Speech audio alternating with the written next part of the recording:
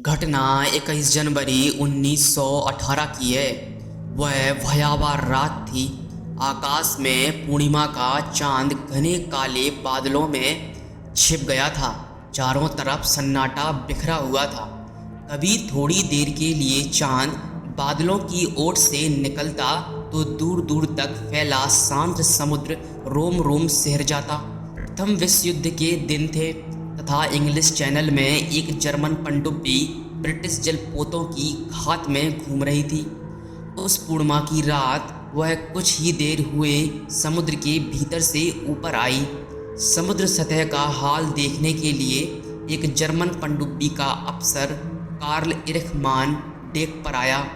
अचानक उस अफसर की नज़र डेक पर खड़े एक व्यक्ति पर पड़ी तथा वह चौंक कर सिर उठा।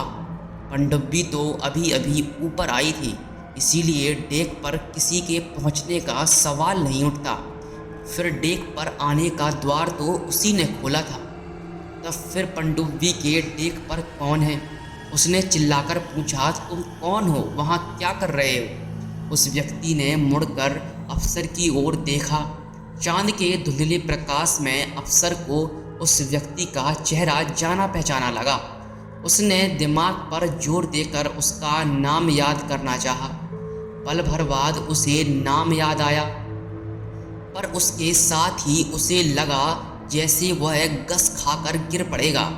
डेक पर खड़े उस व्यक्ति का नाम था लेफ्टिनेंट फॉरेस्टर, पर वह तो कुछ महीने पहले एक दुर्घटना में मारा जा चुका था। तो क्या वह फॉरेस्टर के प्रेत को देख रहा था? वह अफसर और कुछ कहता या करता, तब तक डेक पर खड़े प्रेत ने उसकी ओर उंगली से इशारा किया जैसे उस पर आरोप लगा रहा हो, फिर गायब हो गया। जिस U-65 पनडुब्बी पर फॉरेस्टर का यह प्रेत देखा गया, वह फिर दोबारा यात्रा नहीं कर पाई। हुआ यह था कि जब U-65 अपनी प्रथम यात्रा पर निकलने को हुई तो उस पर खाने पीने के सामान के अतिरिक्त तारपीडो भी लादे गए। जब ये तारपीडो पनडुब्बी से उतारे जा रहे थे तब वे फट पड़े। पनडुब्बी के चालक दल के 5 सदस्य मारे गए। लेफ्टिनेंट फॉरेस्टर भी उनमें से एक थे। तारपीडो के फटने से पनडुब्बी भी क्षतिग्रस्त हो गई थी। उसे मरम्मत के लिए भेजा गया। युद्ध के दिन थे, अतः पनडुब्बी की जैसे तैसे मरम्मत की, फिर से उसे सफ़र लायक बना दिया गया। एक दिन अफसर विक्रमान तथा सीमेन पेटरसन पनडुब्बी का मुआयना करने पहुँचे तो उन्हें ही सबसे पहले फॉरेस्टर का प्रेत दिखाई दिया। सीमेन पेटरसन तो उसे देखकर इतना भयभीत हुए कि नौकरी छोड़कर भाग खड़े हुए।